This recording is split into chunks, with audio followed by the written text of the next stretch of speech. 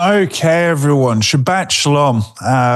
Welcome to the river, as we affectionately call it.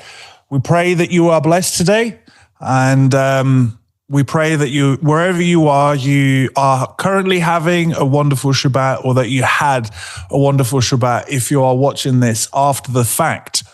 We're here gathering today on his appointed time, the Sabbath. And if you would like to come join us live, we actually have our live stream every Saturday, every weekly Shabbat at 9 a.m. PST. Last week, I accidentally said 10 a.m. PST because I'm in mountain time and I got confused. But if you want to come join us live, we do gather every week at 9 a.m. Pacific Standard Time. And if you would like to know how to come and join the live stream, just go to riverbranchfellowship.com. Scroll down on the main homepage and there will be a link to join the weekly newsletter. If you click on that, this little box will pop up, and just type in your first, last name and email. And every Friday, you'll be sent out the weekly newsletter, which will have the login details required to join the Zoom live stream. So come say hi to us. We'd love to have you and to fellowship in a virtual way, since the majority of us are scattered to the four corners of the earth. So today we are continuing on this series, A Servant's Heart. And as I mentioned last week, this is going to be a practical series, especially starting from today, because Curtis and I were very much in this place of what's now? What do we do now? Where are we heading towards? We've laid the foundations of how we go about things as a community in a biblical fashion within a modern context, and what that looks like, how we do discipleship, what does servitude look like. And so we've laid a lot of theory down, if I can call it that, but more often than not, a lot of people will say, okay, I understand the theory. How does it practically apply? And what is it that I'm to be looking for regarding, dynamics, especially when one is serving? And so this is what this series is all about. We're going to quickly recap what we covered last week, because last week was the foundation, the springboard, as it were, for the series. And so we laid this foundation of desire, the desires of the heart, because our service, in whatever capacity it is, will be affected by what is our heart's desire and what is and who is the object of our desire. And so we saw that there's primarily two Hebrew words. There are others, but these are the two main ones that come up regarding desire. The first word, avar, and we saw that avar comes from the soul, or the heart. The soul, Hebraically, they're kind of intertwined. And so this comes from you and I. We all have a desire that comes from within us. The other word used for desire is chamad, and this comes from the object of desire. So an object may be desirable because of certain qualities that it has. So, for example, gold was desired because of its value, its rarity, its shine, its beauty. There's two sources of desire, that the desire that comes from within and the desire that comes from without, the object itself. And so you can see that there's this interplay of, first, what is it that our heart truly desires? But also, can we become something or someone that is desirable to the king? Because if we become desirable to the king, not only does this denote bridal illusions, but for example, in the context of serving, why would the king desire us to be of service? Well, if you desire someone to be a servant, they've got qualities within them that makes them desirable to serve, such as trustworthiness, long-suffering, patience, wisdom, discernment. All these things are things that we can learn and grow in, that make us more desirable for service. And so we need to become an object of desire within the serving sense first, regardless of what our avar is. Because there's many people that desire to serve, that's truly their heart's desire, but actually do they have the qualities that Yahweh desire them to serve, if that makes sense. So desire comes from two aspects. We saw that desire itself is not sinful. These terms, chamad and avar, are actually neutral terms in the Hebrew. The problem comes when are we desiring something at the expense of something that Elohim desires? Or have our desires become misdirected? Do we have crooked, sinful desires, for example? So desire itself is not sinful. It's what you do with it and what at the expense of what. We saw that the capacity to desire was present before the fall of mankind. In fact, Elohim, in all his glory, majesty, and set apartness, has a desire. We saw that Chava, Eve, she had desire before she fell. And so the capacity to desire is not itself sinful, especially if Yah instituted that before the fall. The issue with the fall is that the enemy deceived Eve to desire and basically warped her sense of desire. He deceived her into desiring something that would ultimately feed self. And so we saw that her desire for the tree of the knowledge of good and evil came at the expense of something.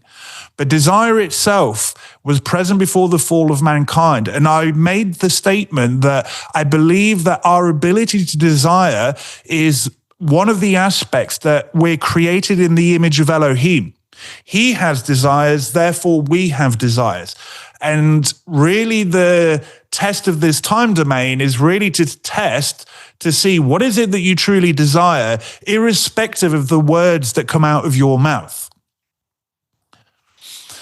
Desiring earthly things is not sinful in of itself. We saw that when before the fall, Yah created all the trees of the garden and the tree of life and the tree of the knowledge of good and evil. But all the other trees of the garden, they bore fruit that were pleasant or desirable to the eyes and desirable for food. And so we saw that even before the fall, Yah created certain physical things that were supposed to be desired. They were supposed to be visually pleasing and satiating to the body. That in of itself is not sinful. Again, it's what are you willing to do to obtain your desire? This is where coveting would come in. And we saw that what the tree of the knowledge of good and evil had that the other trees didn't, it was this desire to make one wise. Now, desiring wisdom, again, in of itself is not the issue. The issue is at what cost? And what are you willing to do to get that wisdom? Or what are you willing to not do? Are you going to circumvent the overcoming process that this time domain was given to us for? Make your request or desire be made known. Again, having a desire is not the issue. And I raised the issue of Yeshua in the Garden of Gethsemane because in this story, we actually get a powerful insight into our King's humanity. We forget so often that our King came in the flesh and did not cheat. He did not cheat. And we saw Yeshua say, if possible, let this cup pass from me. That desire was technically not in line with the plan of redemption. And so we see that Yeshua in his humanity had a desire, but what did he do with that desire? He said, not my will, not my desire, but yours. He subjected his desire, his requests under the Father. And so I made that point, like, don't beat yourself up if you have a desire and you're not sure if it's in line with Yah's will or not. The issue is, what are you going to do with it? Are you going to subject it to the king, or are you going to take matters into your own hands? This is where sin starts to creep in. We are to desire his covenant being written on our hearts. In fact, his covenant is to be more desired than gold and silver, i.e. the things of this earth.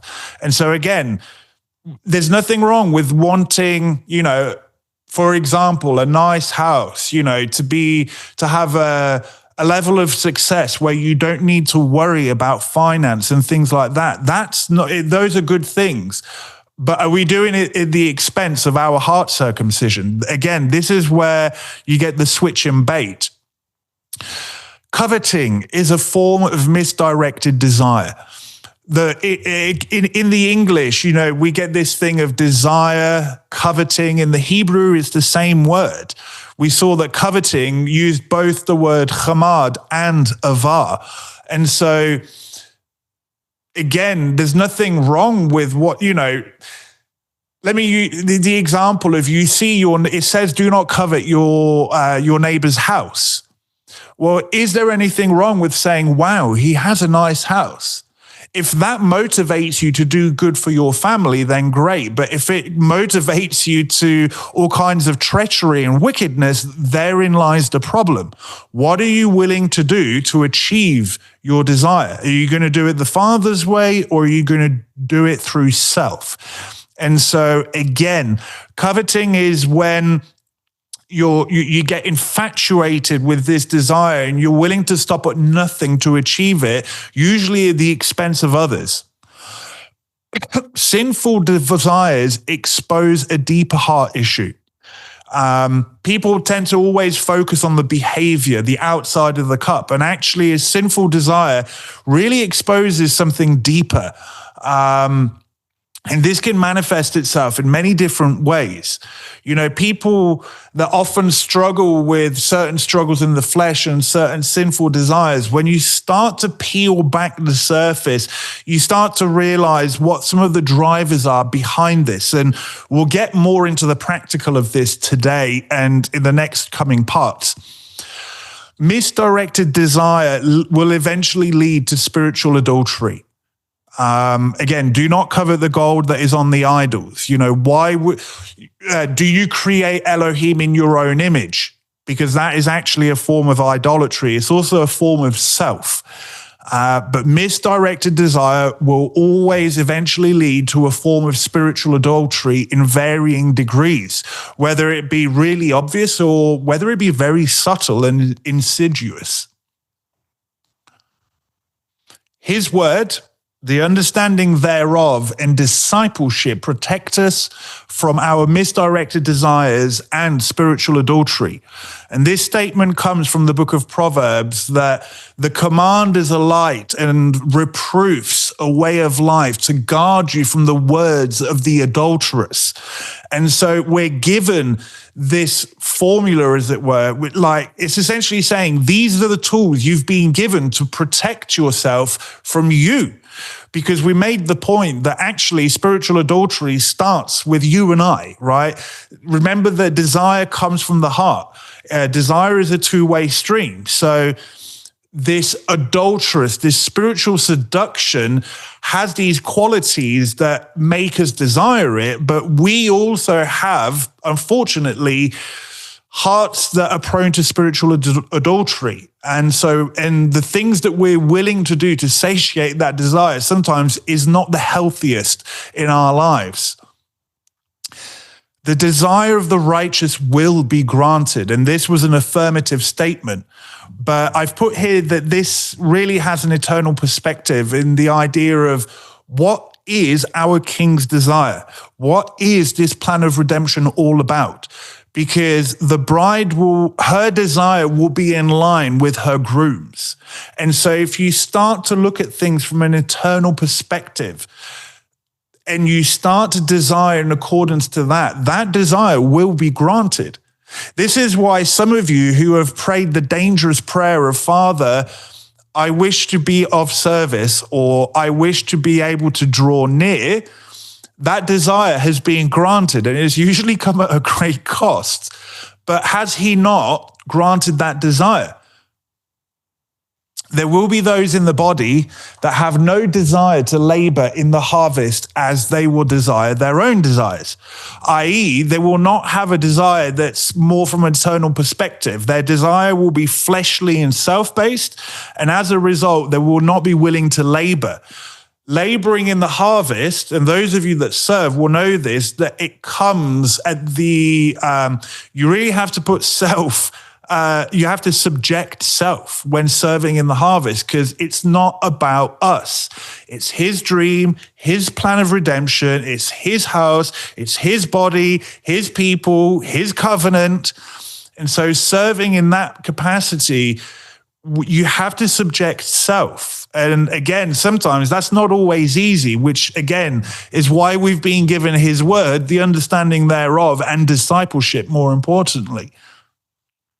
Yet, these people that are not willing to labor in the harvest, they will actually desire the outcome of repentance and overcoming whilst not being in those states themselves. And so I've made a statement in the past that people want the goodie bag without the hard work. People, they want the fruit of, let's use a time domain thing, but they want the fruit of a successful career without putting in the delayed gratification and sacrifices that are required to have a successful career.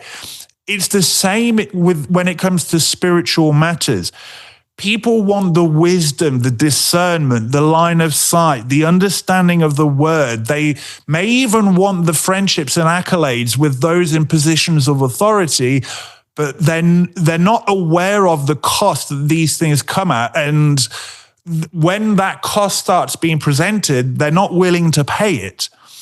And so, again, this is something that we see over and over again, nothing new under the sun. Ultimately, misdirected desire will prevent us from seeing Messiah as he truly is. This is why Yeshua was rejected by the religious authorities almost 2,000 years ago. And we'll get more into this when it comes to serving the system, the religious system. But even if we create Elohim in our own image, which is something that the house of Israel has been guilty of since day dot, it prevents you from truly seeing him as he is. And so, Isaiah 53, these great messianic prophecies that who has believed our report? Who has believed what we have heard? And it goes on to say that, he was a man of pains, of sorrows. We reject him. He did not have anything in outward appearance that we should desire him. And so even in Messiah coming into the time domain, the very way he came in purposely sifted the believer to see what is it that you truly desire. Do you desire all this outwardly stuff, or do you desire spirit and truth at the heart level, even if it doesn't match up to your expectations, as it were? Our King has a desire, and it is to dwell with his bride, to raise the eternal family, as Curtis would often say. That's his heart's desire, and this time domain is a part of this. His bride will desire him and his desire, which is the essence of being a chad. And, you could go down a whole marriage teaching on this for husbands and wife, that if you desire each other and that you are united in your desire in Elohim, you will become a chad and you will bear good fruit thereof. But ultimately, this is what we are to desire. This is what it means to desire his covenant. Unfortunately, or fortunately, depending how you look at it, again, this comes at the subjection of self and our own desires. And so, but this is where we're headed towards. This is what we all desire. But there is a practical aspect to this. And so that was the foundation we looked at, the desire of the heart, so that now we can start going, how does this look practically? How does this play out in our everyday faith lives, as it were? Now, originally, I had serving self in this second place, but as I was kind of chewing the cud on these 3 points here, serving man, serving the system, and serving self, I realized very quickly that actually serving self is at the root of serving the religious system and serving man. And so I've decided, for the sake of serving self, not becoming a 4-hour teaching or a series in of itself, I've decided to go through it in this order. And as I was going through this, I realized that these 3 points rarely come by themselves. In fact, when you look at serving man, the root of one of the roots and drivers of that is that you're serving self. When you're serving the system, you can usually have all 3 going on at once. And so these rarely come by themselves. In all of these, you will see an aspect of serving self. Another thing you will see is that there's actually a lot of overlap in these. So you'll see that even in today's teaching, I'm putting some examples that you could put in serving self or even serving the system. But again, there's a lot of overlap in these. And for the sake of serving self not becoming a series in of itself, I've decided to divvy it up in certain ways. But just understand that serving man, serving the system, and serving self will always be coupled with at least one of these. And in fact, you may see all 3, which is why there is a lot of overlap in these. And so also understand that all of these 3 here will be affected by what we covered last week. What is and who is the desire of our heart? Because look, if you're serving self, you are the desire of your own heart. Point blank, right? If you're serving the system, Mystery Babylon or the harlot is the object of your desire. And all these things can be wrapped up. And again, we can experience these things from various perspectives, whether you're married, single, whether you're in servant leadership, or whether, you're just part of an assembly. All of us are called to serve in one aspect or another. As the Apostle Paul says, there's many kinds of services and many kinds of ministrations, depending on your translation. And so today we're going to look at serving man.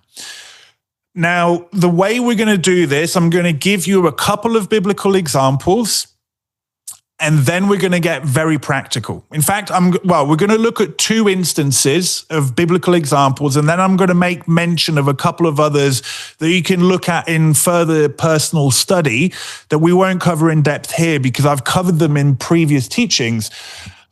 But we'll look at these biblical examples and then we'll get practical. And that's kind of the format we're going to follow, at least for today and the next 2 parts, for serving self, serving the system, and serving man. And again, remember, there's a lot of overlap in these things. This is King Saul. Now, this is a well-known story. But very often when we read these well-known stories, we don't have the ability of seeing how this applies within the modern context and how this applies practically. And sometimes we miss some of the drivers that go on behind the scenes. This is the famous story of King Saul being sent to conquer Amalek. I've only picked out the verses that need to be covered for the sake of today. Samuel said to Saul, I'm reading from 1 Samuel 15, Yah sent me to anoint you king over his people Israel. Now therefore listen to the words of Yah. Thus says Yah of hosts, I have noted what Amalek did to Israel in opposing them on the way when they came up out of Egypt. Now go and strike Amalek and devote to destruction all that they have. Do not spare them, but kill both man and woman, child and infant, ox and sheep, camel and donkey. So put it under the ban would be another biblical term.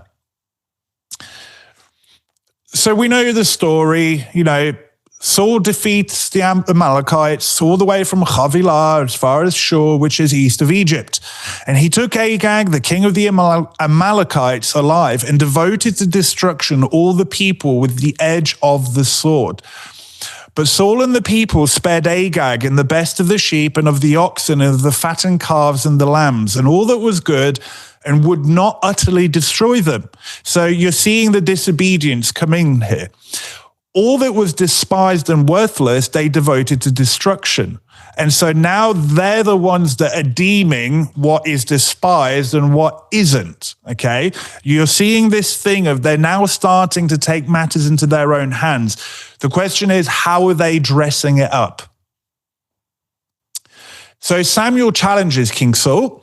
Samuel came to Saul, and Saul said to him, "Blessed be you to Yah. I have performed the commandment of Yah." So now we're seeing a form of delusion come from King Saul. One of the outcomes of what we're about to look at is Saul is in a form of self-delusion because he believes he's performed the commandment of Yah. Now, whether he's justifying or whether he truly believes this, we don't fully know. Samuel said, "What then is this bleating of the sheep in my ears and the lowing of the oxen that I hear?" Saul said, "They have brought them from the Amalekites, for the people spared the best of the sheep and of the oxen to sacrifice to Yah your Elohim, and the rest we have devoted to destruction." So Saul is being challenged here. This is technically his first chance to show repentance here. But what does he do? He chooses to justify self. Rather than coming clean and saying, "Okay, Samuel, I screwed up," he actually chooses to justify his own actions. And so in this moment, you're seeing that Saul is serving self. But what you're also seeing, look at how they're dressing it up. We have spared this stuff, the sheep and the oxen, to sacrifice to Yah our Elohim. So not only is Saul serving self, but they're dressing it up in the service of Elohim. So already we're seeing that this is, like I said, you quite often you see all these things overspill into each other. But all of this is to justify self. What is it that they desire? Because remember what we read earlier. It said that they decided what was the worst of the sheep, and they've decided that this is the best stuff. We can maybe assume that really one of the desires was, we want this stuff. Because remember, when you offered sacrifices, you got to eat of some of those sacrifices, did you not? Not all of them, but some of them you did. So you can maybe make an inference that, hey, they wanted this stuff. They could have even maybe used the command that we covered last week. If you want to eat meat, eat meat, right? Do you see how you can start to dress this stuff up? But really the driver is your heart's desire that's misdirected. Saul said to Samuel, "I have obeyed the voice of Yah." So again, you're seeing this justification of self. He's digging his heels in. "I have gone on the mission which Yah sent me. I have brought Agag, the king of Amalek, and I have devoted the Amalekites to destruction. But the people took of the spoil, sheep and oxen, the best of the things devoted to destruction, to sacrifice to Yah your Elohim in Gilgal." And so again, Samuel is challenging Saul again. And what does Saul do? Again, he justifies self, but not only that, he shifts the blame onto the people. He's not facing the accountability and the responsibility of his own actions. I mean, Saul was king. He could have easily said, "No, guys, I am the king. This is the instruction," but he chose not to. So not only is Saul justifying, you're seeing the behavior of Saul's misdirected desire, justification of self, dressing it up in the service of Yah, and now he's shifting the blame onto the people, which means he's not dealing with the accountability. In fact, he's running away from it. And Samuel said, "Has Yah as great delight in burnt offerings and sacrifices as in obeying the voice of Yah? Behold, to obey is better than to sacrifice, and to listen than the fat of rams. To do right is better than religious service." Think of it that way. For rebellion is as the sin of divination, and presumption as iniquity and idolatry. So look, he's saying, because rebellion, presumptuously, sinning with a high hand, being obstinate, being stiff-necked, look at the outcome. He says it's as bad as idolatry. Now, this makes sense when we saw that last week. A misdirected desire will eventually lead you into spiritual adultery. Because you have rejected the word of Yah, he has also rejected you from being king. And so now you're seeing judgment come as a result of this. Saul said to Samuel, I have sinned, for I have transgressed the commandment of Yah and your words. And now he's fessing up, because I feared the people and obeyed their voice. And I've put here, Saul only served the people. Look, he's serving the people. Why? He feared, which shows that there's a lack of overcoming. So you're seeing a lack of overcoming in King Saul's life, which rather than address is causing him to be afraid of the people. So now he's serving and obeying the people. He's dressing it up with the service of Yah. And not only that, he's rejecting accountability when being challenged, and then he's shifting the blame. Now, think of the analogy that you have here. You have someone in authority who is afraid when a challenge comes. He's essentially afraid to dish out accountability to the people. The people would have said, we need to do this. What King Saul should have said was, no, we need to heed the voice of Yah and the words of Samuel. But for whatever reason, Saul was afraid. Now we can have a guess as to why that was. Political drivers, maybe he was just afraid, he lacked spine, like we don't know. But what we are seeing are all the drivers and the outcomes and related behaviors that will come as a result. And so this should be a story that those in servitude, in positions of authority, they should really heed the warning of this. Do you fear to dish out accountability and maybe even discipline when it's required? Because what you're seeing here is that King Saul feared the people instead of fearing Yah. If you fear Yah, you fear no man. And so you're seeing that the fear of Yah is not present in Saul, which means we know the fear of Yah is the beginning of wisdom. So now you're seeing the lack of wisdom coming in, bearing fruit in King Saul's life. The fruit of it, ultimately, he was rejected as king.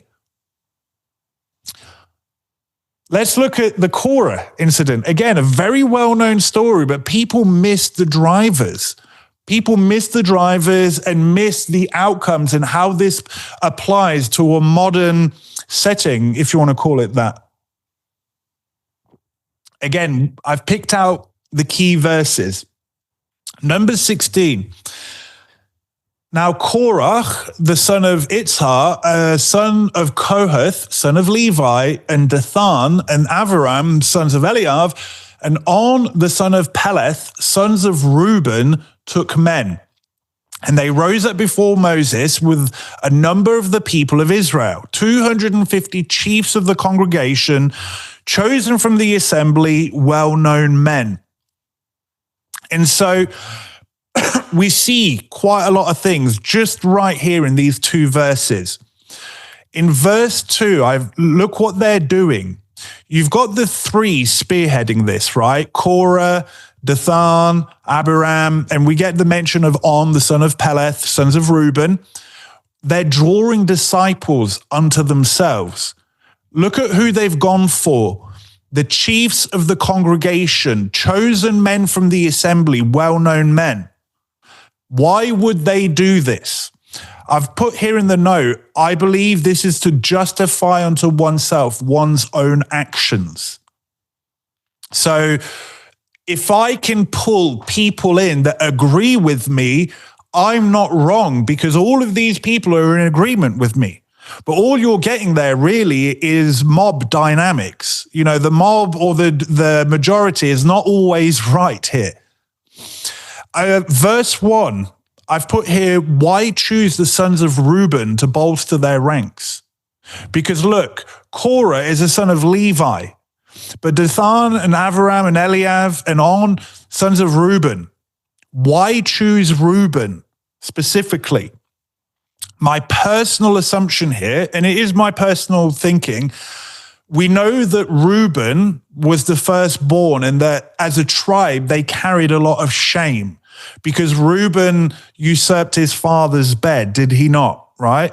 Slept with his father's concubine. And as a result, he lost the firstborn blessing.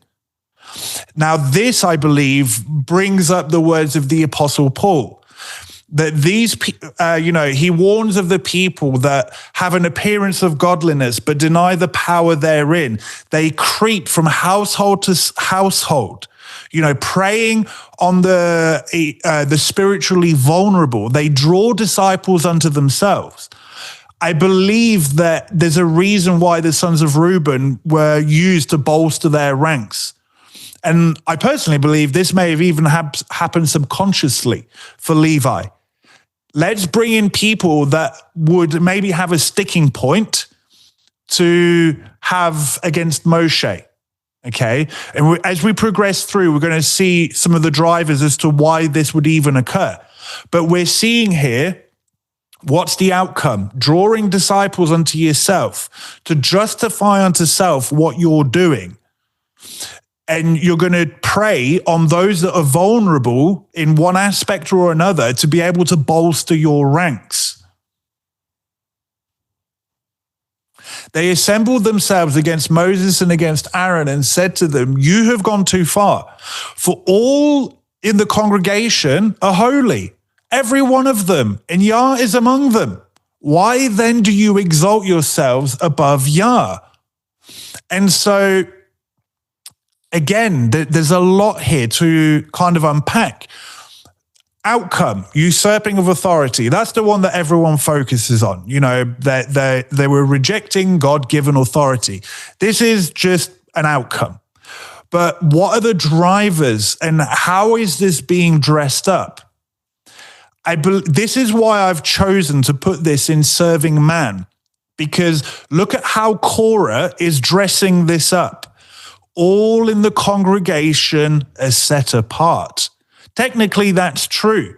Yah is among them. That was true. Why do you exalt yourselves above the assembly of Yah? This is how Korah is dressing it up. It's under the appearance of actually serving the assembly. You have to remember that Korah was trying to set up his own priesthood. You can see this very clearly from the text because what does Moses say? Let Yah choose tomorrow who Yah has chosen to draw near unto himself. This drawing near unto himself is priestly language.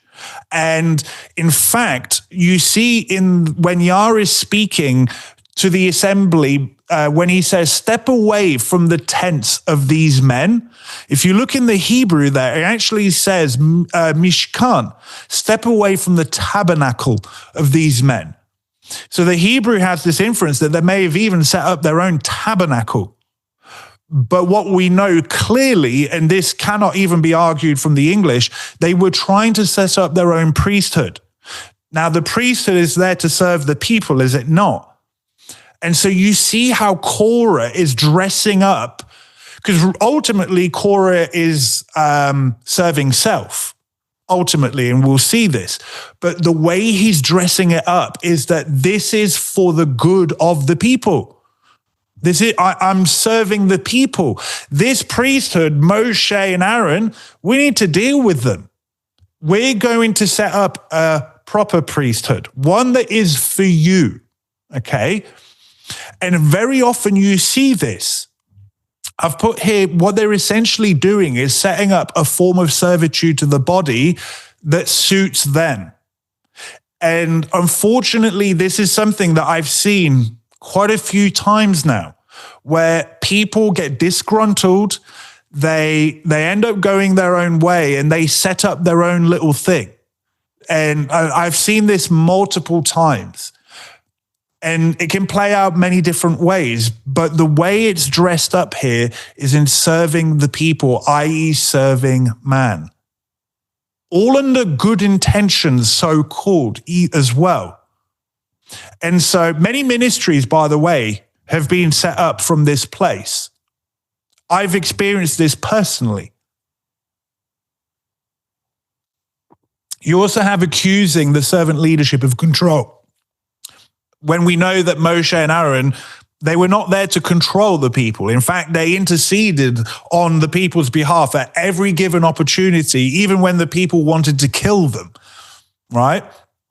And so usurping accusations, this is something that you're seeing, but is being set up under the guise of serving the people and setting up their own form of servitude to the body, which really is all about serving self. Moses said to Korah, "Hear now, you sons of Levi, is it too small a thing for you that the Elohim of Israel has separated you from the congregation of Israel to bring you near to himself, to do the service in the tabernacle of Yah, and to stand before the congregation to minister to them?" Remember, Korah was a Levite, which means he actually got to serve within the tabernacle precinct. And what people don't realize is that Korah, it mentions he was a son of Kohath. There were 4 Levitical clans, right? There was the Aaronic priesthood and then the other 3 clans. Now, the Kohathites, they were charged with carrying the most set-apart objects, which included the Ark of the Covenant, the lampstand, the 2 altars, the sacrificial altar and the altar of incense. The other 2 clans, they were charged with carrying like the pegs and the boards and all of these things. Korah was part of a clan that you could deem, by outward appearances, they dealt with more prestigious things, should we say. But that was not good enough. It was not good enough. And so what you're seeing here, one of the behaviors that you see when servitude or wanting to serve runs amok is that people forget all the good that has been done up until this point.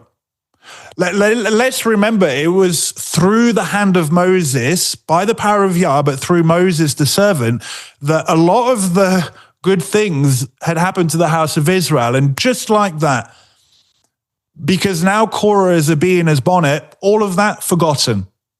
Also forgetting everything that Yah had done for Korah. Like, not only was Korah chosen to be a Levite, he was chosen to carry some of the most prestigious articles within the tabernacle. Okay? All of that gone. I again, like I've said, I've seen people set up their own form of servitude to the body. And when I experienced this personally, you're dealing with this brother going, brother,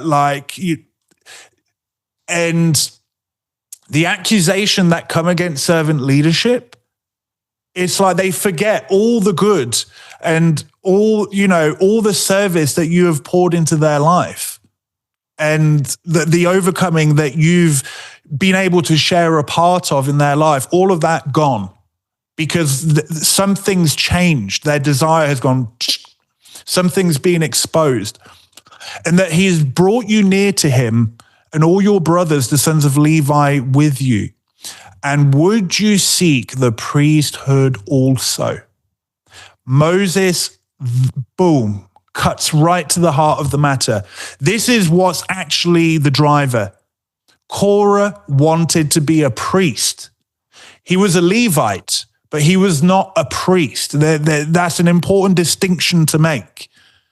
And Moses is very discerningly realizing this has got nothing to do with you wanting to serve the people. You want the priesthood, but you're dressing it up in wanting to serve the people in wanting to do good to the people. And the outcome of all this, you're accusing everything. You're accusing the servant leadership, but you've forgotten all the good that has happened to all of us because you want the priesthood. Therefore, it is against Yah that you and all your company have gathered together. What is Aaron that you grumble against him? They're not able to hear this. This is what's actually really going on. And again, I've experienced this when people are, coming against and then wanting to set up their own little kibbutz in a very unwise way. And you're having to say to them while they're coming against you, you best hope that I'm not a servant of Yah, because it's not me you're coming against. And it's ironic because when these people first come in, they go, this is brilliant. This is where Yah has led me. I see the Ruach. But then something changes or something gets exposed to them. And all of a sudden, you're the enemy. Well, what happened to what you were saying in the past? Isn't this where Yah led you? But now that those that Yah has led you to are holding you accountable. Oh, no. Now this is not Yah. And this is exactly what you're seeing with Korah. Look, if there's something truly shady going on in the ministry and stuff, fair enough, leave. That's not what I'm talking about. We're talking about things that Yah does seem to work through. Moses sent to call Dathan and Abiram, the sons of Eliav, and they said, we will not come up. So remember, Dathan and Abiram here, they're part of the crew, so to speak, the ones that are spearheading this. And Moses is saying, come on, come up. Let's have this out. Come, let us reason together, right? And what are they saying? Nope, we're not doing this. So again, you're seeing the avoidance of accountability. And ironically, technically, if they truly believed that what they were doing is setting up a legitimate form of service to the body that was sanctioned by Elohim, this was actually the chance to prove their so-called worthiness. Because remember, what's the challenge? What does Moshe say? Okay, Aaron, bring up your censers, and you guys with your 250 so-called priests, you bring up your incense things, and let's see who Yah will choose. Moshe he's actually holding himself to account in the process. And what do they say? Nope, we're not coming up. This was the very chance they had to technically prove their so-called worthiness, and they wouldn't do it.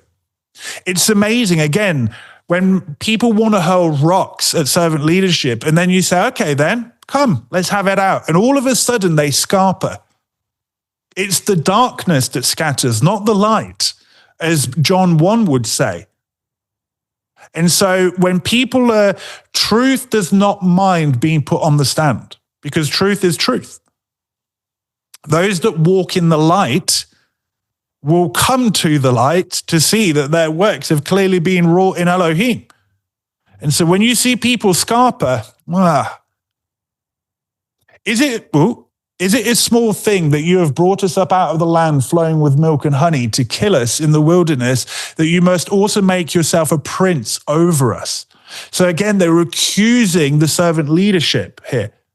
Oh, you want to be in control. You want to be royalty. Look, I've had this thrown my way.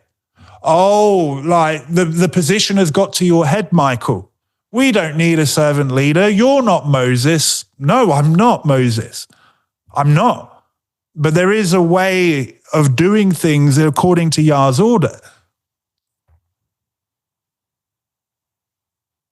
Moreover, you have not brought us into a land flowing with milk and honey, nor have you given us inheritance of fields and vineyards. Will you put out the eyes of these men?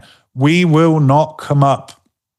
So again, these accusations, you've not delivered. But on the next day, so this is after the judgment, right? So we know the story. The ground opens up, swallows Korah, and so forth. And what happens is that the congregation start to grumble against Moshe and Aaron the next day. It's funny that it's on the next day, right? The next day, all the congregation of the people of Israel grumbled against Moses and Aaron, saying, "You have killed the people of Yah." They wouldn't say it the day it happened. Oh, no, no, no. Let's let that serious stuff kind of pass away, right? So I've put here, the fun doesn't stop there. Operation Mop Up. Because what happened after this is that Yah goes, "I'm done with these people." And the plague goes out, does it not?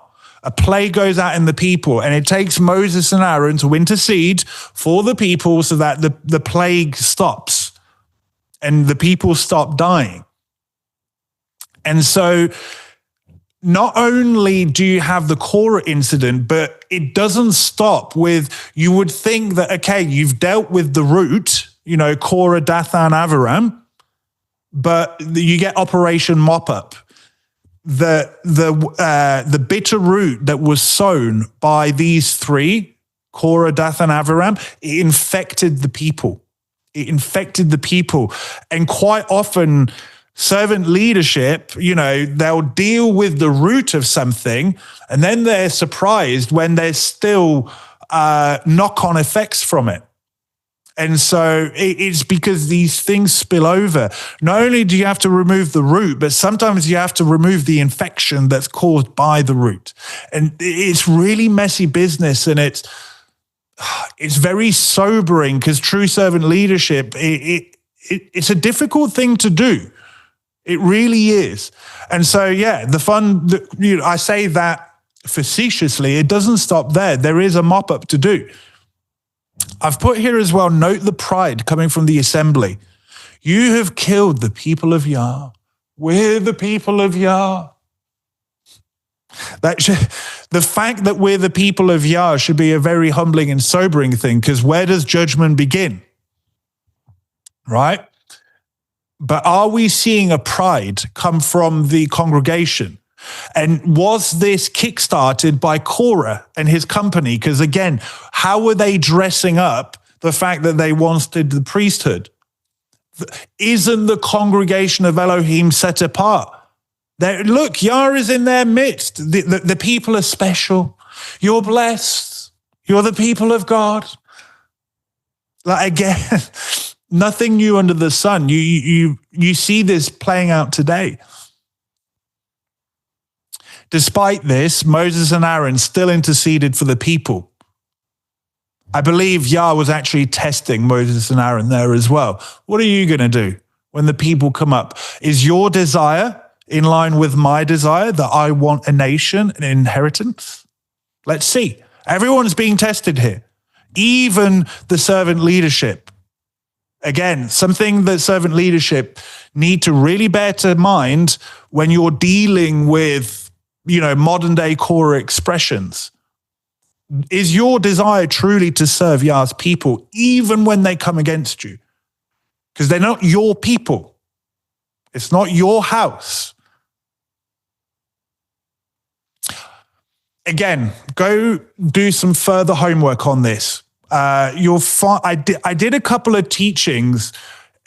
These can be found on the Olive Branch channel. But for the sake of time, if you want to go look at other examples of what serving man gone wrong looks like, go look at these teachings on the Olive Branch Fellowship channel. But Joab, when you look at the life of Joab served David, King David, and he was very good at it by numbers. Joab was the commander of David's army. But when you actually look at Joab's life, he only served David for self-gain and to buy out King David through his works. And when you look at the story of Joab, I believe it was because right at the beginning of the story, David actually cursed Joab. And I believe that Joab was trying to serve David and please him so that David would lift that curse off.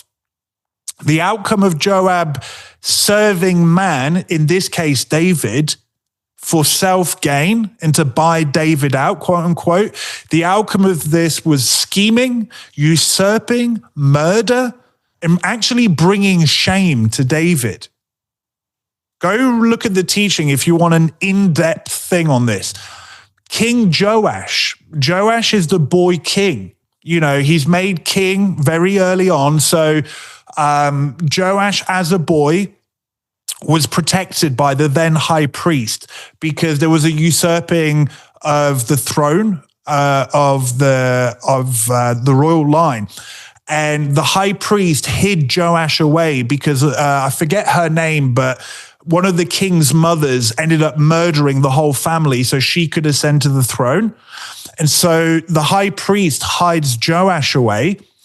Joash grows up. Well, he becomes king. He grows up and he starts off really well, actually.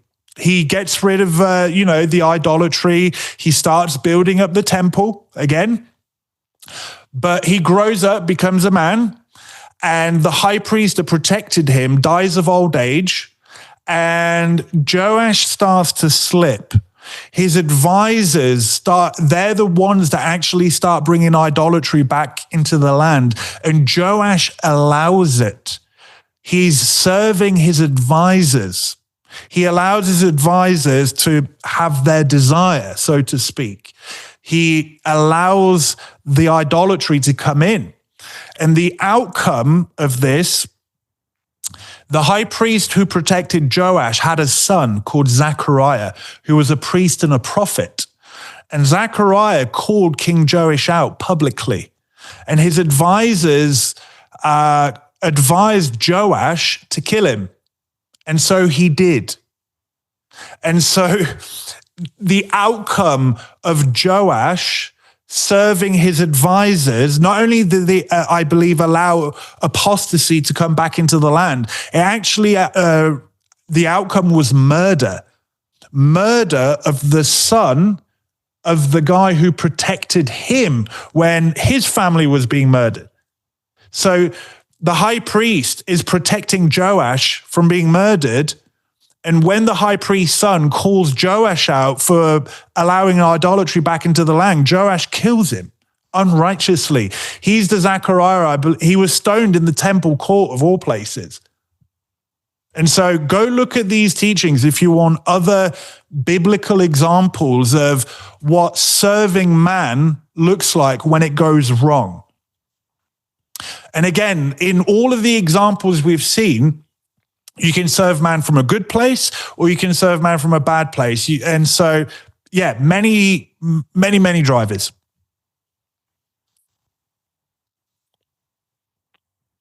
Ephesians 6, verse 5. Bondservants, obey your earthly masters with fear and trembling, with a sincere heart, as you would Messiah. So again, are we not to be bondservants of the master? Okay.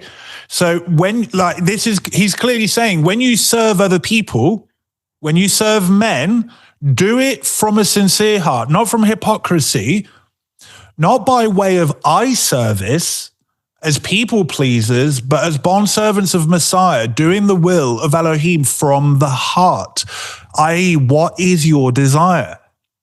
So are you serving man from the heart as you were serving Messiah, or are you serving man to be seen, right? And so want to be seen, it's meant to be a play here. Who do you want to be seen by? Because we all want our Messiah to see us. I think that's a healthy desire. Or do you want to be seen by men? Rendering service with a good will as to the master and not to man. So if you're serving men, you should be doing it because ultimately you're serving Messiah in them. I've put here, two people can both be doing great work, but what are their drivers? Again, there's many good service, quote unquote, being done out there, but what is the driver? Because when the driver is wrong, it's only a matter of time before people start to get hurt. And we'll get into this in the practicals. Knowing that whatever good anyone does, this he will receive back from the master, whether he is a bondservant or is free. Masters, do the same to them, i.e. to your servants, and stop your threatening, knowing that he who is both their master and yours is in heaven, and that there is no partiality with him. And so Messiah can actually truly see our drivers and our hearts, whether we're serving others or whether we're in positions of authority.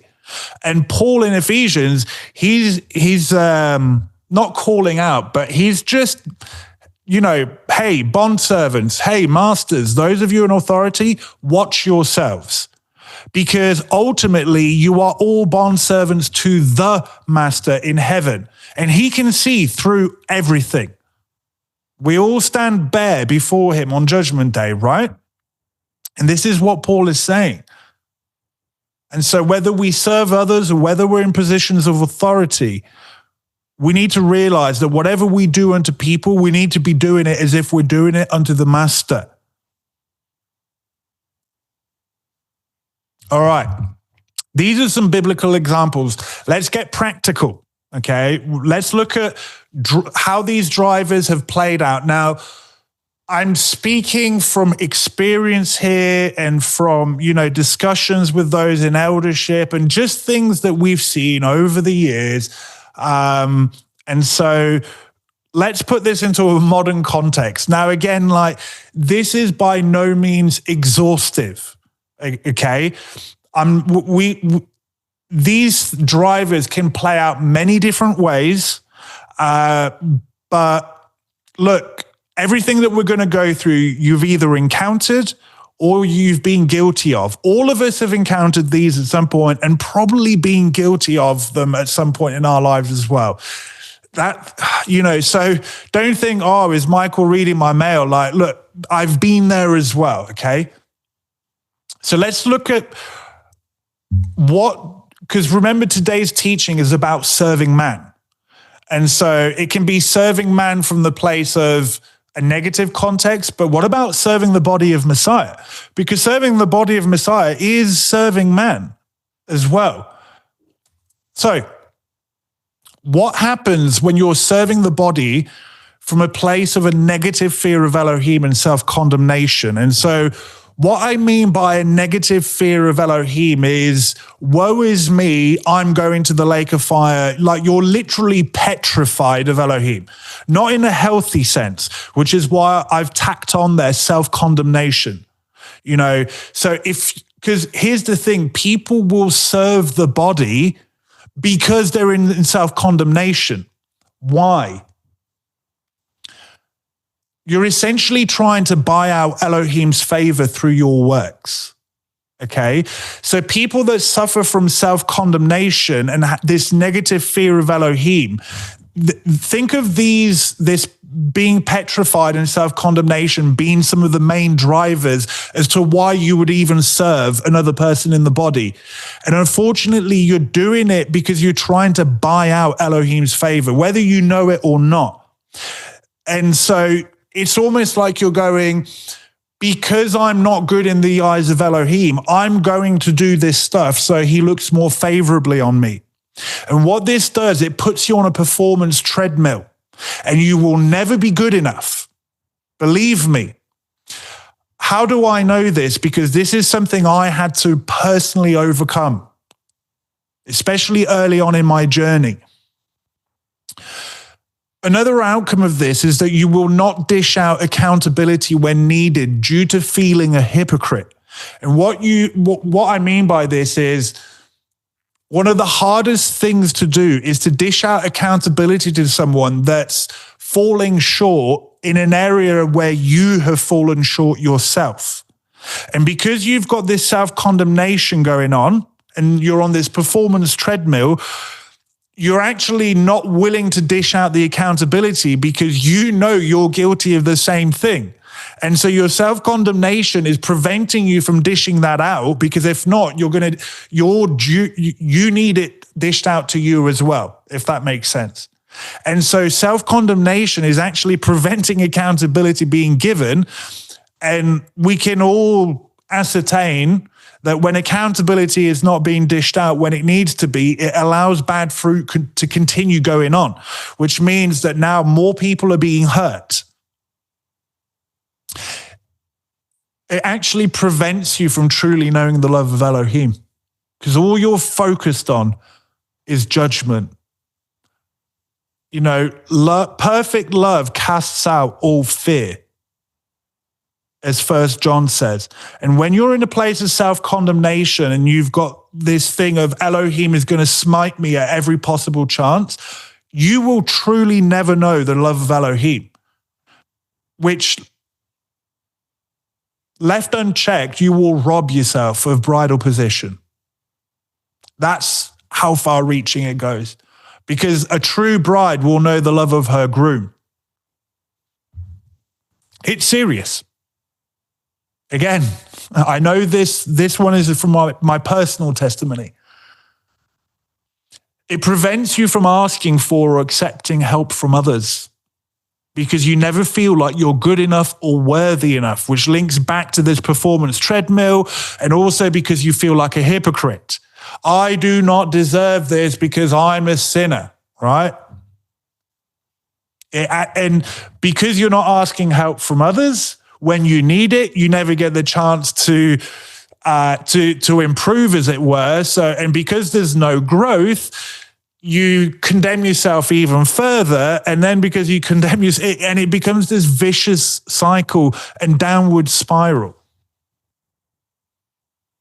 Your self-worth and value is actually based upon the quote-unquote success of pouring into others and or others' estimation of you. And so you actually start to, because you don't have any self-worth or because you're in a self-condemning place, where do you get your value from? You base it upon the success of pouring into others. Now, here's the problem. Imagine you pour and pour and pour into someone, and then all of a sudden, they decide to go rogue. Say you end up with a Korah on your hands, and they come against you. Do you see the problem? If you're putting your value and self-worth in how they view you, or even the success of your pouring into them, and they then go rogue, oh boy, that feeds to self-condemnation even more. Because what happens is they go rogue, for example, and you go, oh, my service was not good enough. Remember, Yeshua had Judas in his discipleship group. He had a Judas. Imagine if Yeshua had based the success of his self-worth on the success of Judas's outcome. We would have been reading a very different story. And so, when your self-worth and value is not in the right place, this is what happens. Imagine if servant leadership was to base their value on what people think about them. Here's the problem. Man is fickle and fallen. Man twists and turns. And here's the kicker. Sovereign choice is the wild card in all of this. I have seen people do well for 4, 5, 6 years, and of their own sovereign choice, they've decided to take themselves out, go rogue. I've literally witnessed Korah in the modern sense. Someone doing well for 4 or 5 years, maybe even 6, they ended up going rogue. They ended up having to be removed, and they set up their own little kibbutz and fellowship, and the fruit is not good. Imagine if I had placed my value and self-worth in A, what that individual thought of me, and B, the so-called success of my pouring into them.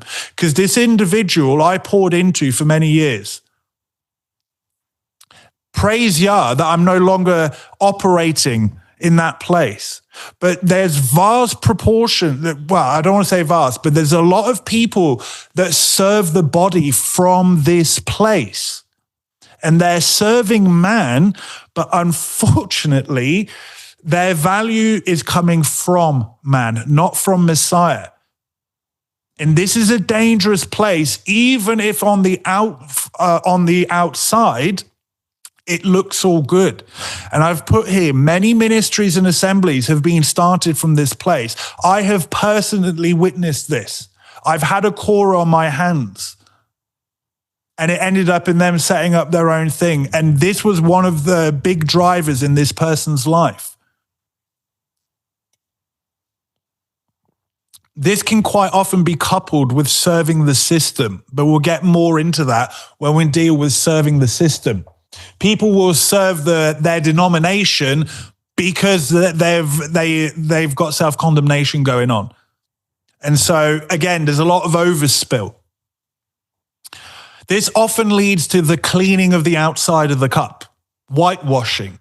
I'm going to do all this stuff on the outside because inside I hate myself and I loathe myself and I'm condemning myself. So if I can do these outwardly things, I will feel better about myself. And then you end up with the washing with the outside of the cup. And this is something that people miss, that people think that washing the outside of the cup only comes from a place of arrogance and pride. But actually, it comes just as much from a place of self-condemnation. How do I know? Guilty as charged. This was one of the things that I really had to overcome early in my journey. And so I know this place intimately well.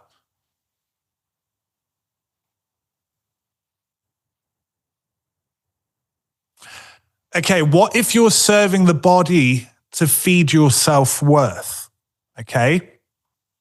Now, this can happen from both places of false humility and also a place of pride and arrogance. And so I've often said there's obvious pride, puffed up, arrogant. But then on the other end of pride is false humility. False humility is just another form of pride because it's all self-focused, but it's just on the opposite end of the spectrum, if that makes sense. Now, when you're serving the body to feed self-worth from a place of false humility, this is always, always, always coupled with the previous point that we've just covered. This place of, all of this place of self-condemnation. Quite often, when you see false humility in someone, there's often condemnation going on. And so this is why I say, if you're serving the body of Messiah to feed your self-worth, to feel better about yourself from a place of false humility, everything that we've just covered, add this to what we're about to go through. When from a place of arrogance, it often leads to self-righteousness. So when a servant leader, or it doesn't even have to be a servant leader, it could be just the average Joe blogs serving into their brothers or sisters, and they do these good deeds that make them feel good about themselves. And then they start to get puffed up. And as they get puffed up, this leads to more self-righteousness. Think the Pharisees, right? When you go to this place of arrogance and self-righteousness to feed self-worth, one of the things I've seen, the outcome of this, or one of the outcomes, is that the messages start to get tougher and tougher and tougher. And it's usually void of mercy and compassion. So this is when it's usually a servant leader. You see these servant leaders and, they just preach quote unquote conviction. And actually, they're getting self-worth from it because they've got to this place of self-righteousness because they were serving to feed self-worth. From both places, i.e. pride, arrogance, or false humility, whitewashing is always the outcome. Always. Why? The appearance of godliness.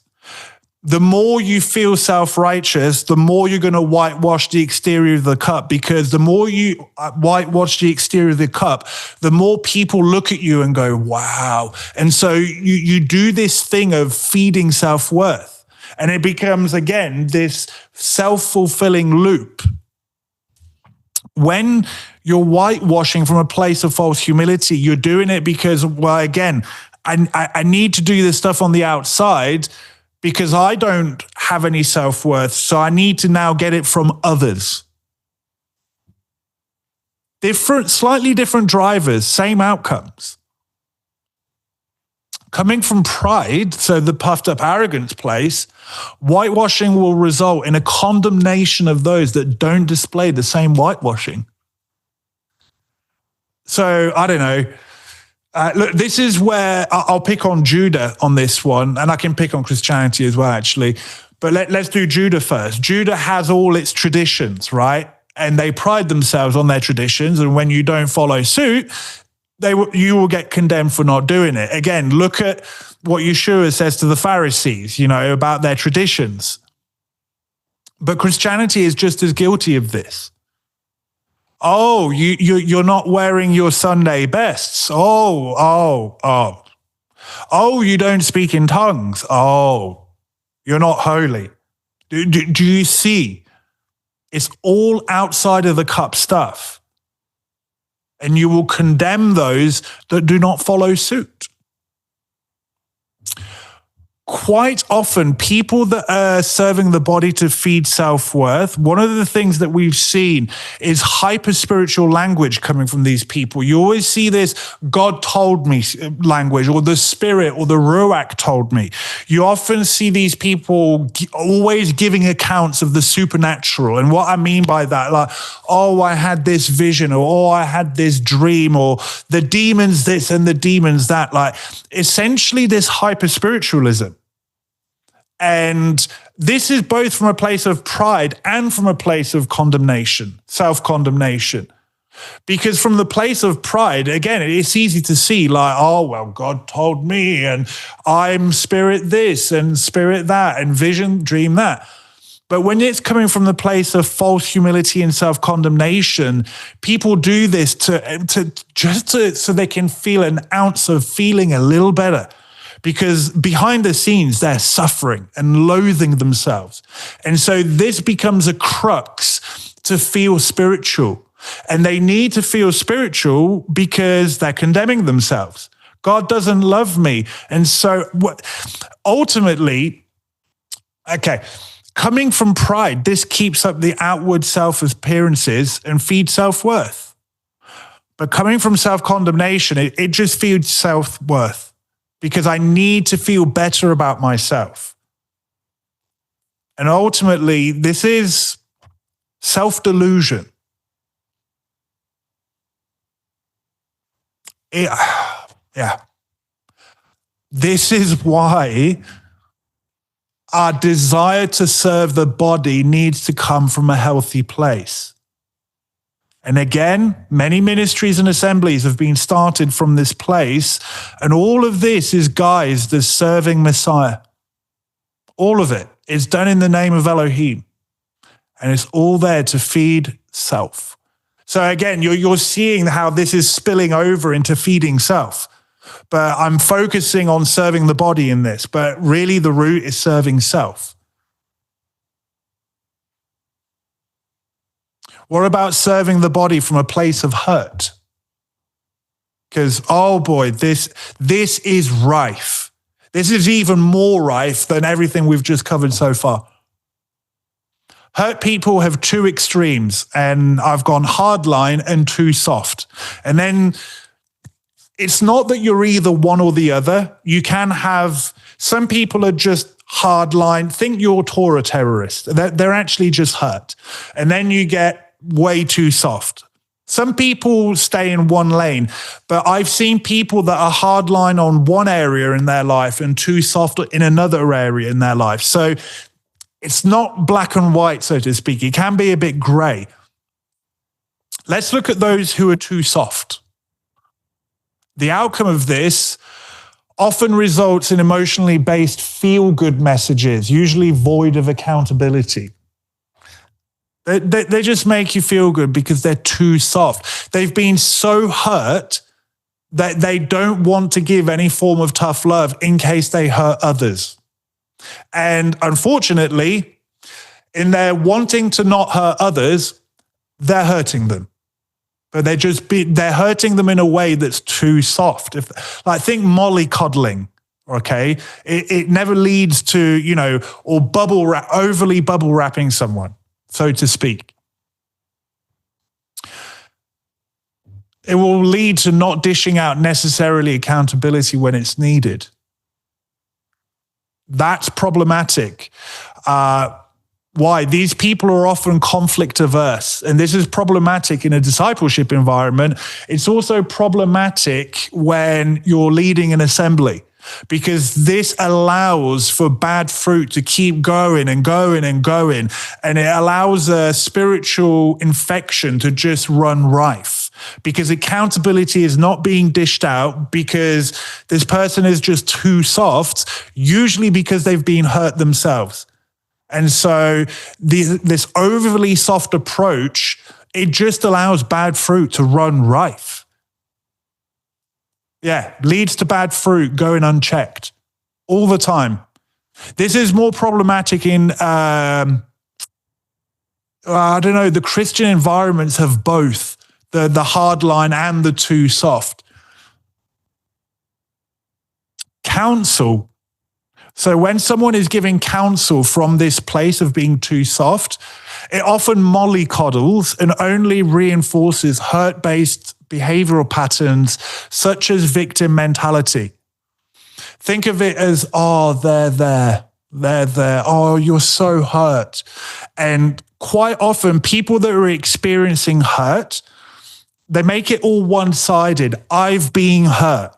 And one of the hardest things to do when counseling someone that's been hurt is often leading them to a place of actually quite often they had their part to play in it.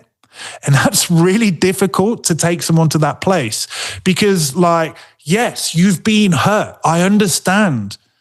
But quite often it's usually a two-way thing. And more often than not, people that have been hurt, there's actually a bit of accountability that they need to hear as to their being hurt. And someone that's being too soft will not allow this to occur. And all it does is further propagate the victim mentality, which then goes on to hurt even more. And so hurt people, in the name of not hurting people, go on to hurt people. Why? Because it's just spiritual mollycoddling.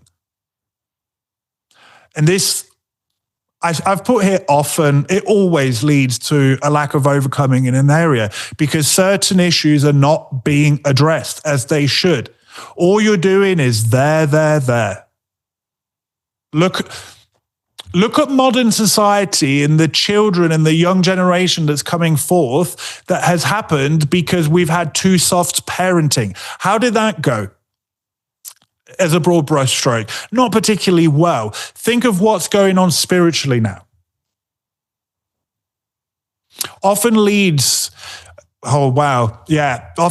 triggering of a trauma response when counseling someone with the same issue as oneself.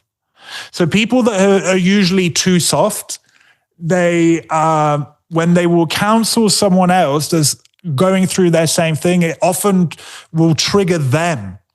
And so now we've got the blind leading the blind. There's too soft approach. This is why it's important that someone who's to serve other people is to serve from a place of overcoming. Because if you've not overcome an area yourself, and all of a sudden you have to feed into someone that's going through the same thing, you're now going to get two people being triggered in their trauma response, so to speak, and now no work is being done. Again, all of this guised as serving Messiah. That's the too soft approach. Let's look at the hardliner. And again, some people are one, some people are the other, some people are both, depending on the area of their life. Those that are hardline, callous, usually void of mercy, compassion, and empathy, is their way or the highway. They'll dish out condemnation and self-righteousness under the guise of tough love. There is a place for tough love, but when you've become so hurt that you become hardline, again, this is your proverbial Torah terrorist. Okay, these are people that have been so hurt that they become hardline, they become callous, and you see this. And they will dish out all this condemnation and self-righteousness under tough love. Again, under serving Messiah. What's at the root of this? Hurt. They engage in conflict as opposed to being conflict averse. And so, look, sometimes conflict will occur. It's inevitable. We don't seek it out, although sometimes there is a time to flip a table or two, right? But we're not to seek conflict. At the same time, when it comes about, we're not to avoid it. And so, look, there's going to be conflict. How do you deal with it? It seems some people just seek it out at every possible opportunity. This just goes on to hurt others more. That's obvious, because they're just smashing everybody with the proverbial Bible or Torah scroll. Counsel from this place often lacks wisdom, empathy, continues to propagate hurt. Just whacking everybody. Often leads to a lack of overcoming in an area. Because look, this person is hurt. They become puffed up, self-righteous, condemning. They whack everybody else. So they've obviously not overcome themselves. And by them smashing everybody else, they're just propagating this cycle of hurt. And the person they're so-called counseling, they don't grow.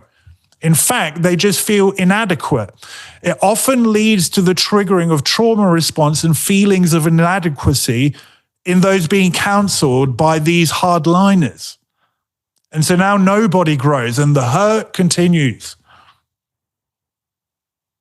Both hardline and too soft often leads to condemnation and overly harsh behavior towards those displaying similar traits that hurt one in the past. So if you've been hurt, it doesn't matter whether you're going hardline or too soft.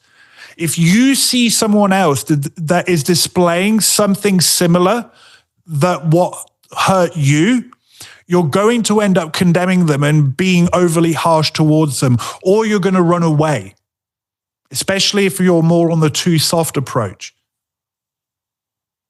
This is how these things play out. And again, many ministries and assemblies have been started from this place. Both places often lead to savior of the body mentality and actions, whether you're hardline or too soft. And they're not claiming to be the savior of the body, but they think that it's their duty to save the body, if that makes sense. And again, this puts you back onto the performance treadmill loop. It actually leads you to usurping Messiah, because unknowingly you're now the savior of the body. My teachings will fix the body. My service will fix the body. And again, this is why it's dangerous when you start putting your worth in your service or others' estimation of you. But we see this so many times, this savior of the body mentality. They've essentially put themselves on the throne and they don't even know it. Often leads to meddling in people's lives under the guise of helping, serving, and accountability. Oh, we need to save, we need to fix this. We're here to fix your problems. No, we're not.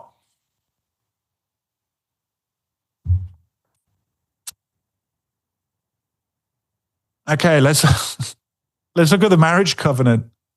I hope this is making sense. This is why our desire to serve needs to come from a healthy place. And again, these are just generals. This is by no means exhaustive. This can manifest itself in so many different ways, but the drivers, again, they just keep popping up. Let's look at the marriage covenant. Let's say you're serving man, and the outcome of this is that you're allowing the pastor or the rabbi to usurp your marriage. And you're doing rather than Messiah being the head and then your spouse, you're serving this pastor, this rabbi, right? So you're serving man from a very negative place. It means you're putting man above your spouse and by extension above Elohim. because now this pastor rabbi is controlling your marriage and you don't even realize it. It will wreak havoc, not only in your marriage, but in children understanding healthy biblical authority. It's a guarantee, because you're serving man. This is quite often coupled with serving the system. So if you're serving your denomination and whatever cult of personality heads up said denomination, like sometimes some people just serve the pastor, the rabbi, so to speak, but some people will serve the denomination, therefore they will allow the leader of that denomination to usurp their marriage. All of this, by the way, at the root is serving self, whether you know it or not. We'll get into that when we deal with serving the system. Often leads to strife in marriage and family home environment. In fact, it's almost a guarantee. Some of you have experienced this when you've paid a heavy price for this. You wake up to what you were in, and as an outcome, the marriage doesn't survive it. Some of you have paid a very hard price because of this. It can lead to affairs. That's one of the ways it can lead to. It can lead to unnecessary divorces, and these are usually in the name of God. This is something we unfortunately have seen way too much. And I'm not picking just on Christianity here. The Messianic Hebrew Roots movement, they've taken this to a whole new level. They've taken this to a whole new level. They will literally divide marriages because they don't follow their so-called pet doctrine or outside of the cup stuff going on or whatever tradition. And they say, well, you're coming against God. You need to divorce this man or woman. It's so unnecessary. It's so destructive. And again, some of you know what I'm talking about because you've paid this price. And all of it was done in the name of God, serving Messiah. All because you were serving a man, a pastor, a rabbi, an authority figure. How about if you're putting your children above your spouse because you're serving man, just that man is not fully developed? It's a form of serving man. You've put another human being above your spouse. Well, already you've got a usurping going on. That should be obvious, but this will be done under the guise of serving the children. Again, like it all looks good on the outside. This leads to not dishing out appropriate discipline to children because your children have become an idol. You're serving them, not your creator or your husband or your wife, depending whether you're man or woman. Often leads to circumventing the discipline given by spouse. This happens more often than not when the father hands out discipline and behind the scenes, the wife is circumventing that. And this is actually a design thing that the nurturing aspect is being hit there. But it can happen the other way. Girls are very good at circumventing the discipline of their mothers by going to their fathers, right? So it happens both ways. No one's off the hook. Again, by no means exhaustive, but I hope people are starting to see how this serving man is a really broad thing. It can, both with good outcomes, bad outcomes. What are the drivers? How about putting your spouse above Elohim? All this happens. This is, again, anyway, let's keep moving forward. Not holding your spouse to accountability when needed. And this goes both ways, okay? If you're putting a healthy biblical marriage will involve accountability from both parties. Believe me, I need the accountability of my wife from time to time. But if why would my wife give me accountability? It's because she fears Elohim. Okay. Why would I give my wife accountability? Because I fear Elohim. This is why, husbands, wives, pick your battles. But you'll know what I mean. There's certain times you go, nope, I need to address this because I fear my king. Okay. So this goes both ways. But there will be times when accountability is needed and you will not give it. In that moment, you've put your spouse above Elohim, whether you know it or not. Now, this can happen for many different reasons, not holding your spouse to account. It can be rooted in fear. You're afraid to give accountability to your spouse, whether it be because you're genuinely afraid of them or because you've been hurt in the past. So for whatever reason, you've got something going on that's happened in the past, and because of that hurt, you're afraid to bring accountability. Sometimes from not understanding biblical marriage structure and related authority issues. Some people, especially when they come to the faith, and this idea of, what does a man giving headship look like? What does a woman submitting to a husband look like? And sometimes some people don't know what that looks like. And as a result, they will not give accountability to their spouse when they need to. Or a husband, more often than not, will smash the wife because I'm the head of the house. No. And so understand that, do not put your spouse above Elohim. This can sometimes lead to the neglect of children if you've put your spouse above Elohim. I know in this community we say, spouse, children, but that does not mean you now neglect them. Again, people sometimes, they don't understand. This can actually lead to a husband and wife going into apostasy. Some of you will have watched families come into this faith and then go on to deny Messiah. Why? They've either allowed a teacher to head up their marriage, and so they scour YouTube, they devour all these so-called teachings. The husband is not doing his job as the head of the house in, making sure that the family is eating good spiritual food, so to speak, and they end up going into apostasy. So not only are they maybe putting a man above their marriage, but this can also be coupled with serving the system as well.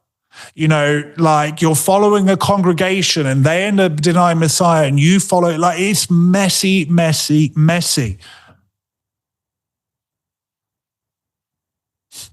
So, like I said, this is by no means exhaustive list of how serving man can play out.